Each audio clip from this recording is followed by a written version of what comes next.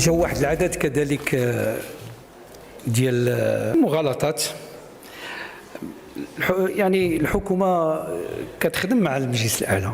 الحكومه دارت مشروع قانون ديال التعليم المدرسي اللي صيفطته، اللي جاوبت عليه المجلس الاعلى، واللي خدينا بعين الاعتبار بعض يعني المعلومات اللي جات فيه ولي شونجمون اللي طلبوا.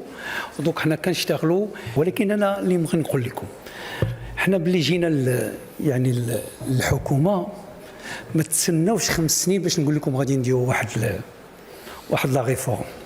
وبعدا قبل انا غير تسناوني غادي يمكن ثقلت عليكم بالتعليم وبالصحه، غادي نعاود نجي وغادي نعاود نتكلم على التعليم ونتكلم على الصحه، وغادي نتكلم على المشكله ديال لومبلوا في بلادنا في المستقبل. وما غادي يحبسني حتى شي واحد، لانه هذاك الشيء اللي ماشي نتوما اللي جبتوني، جابونا المواطنين لهنا،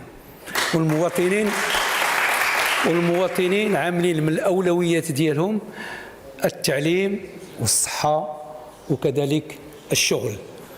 فحقيقه تصدمت بلي كنسمع اتحادي كيقول بانه علاش كتكلموا على التعليم وجبتوا لنا التعليم ولا هذا غادي يواخذوك اتحاديين، هذا الدومين ديالكم، وسولوا النقابات ديالكم كيفاش تعاملنا معهم، ولقاو رجال قدامهم في الحكومه.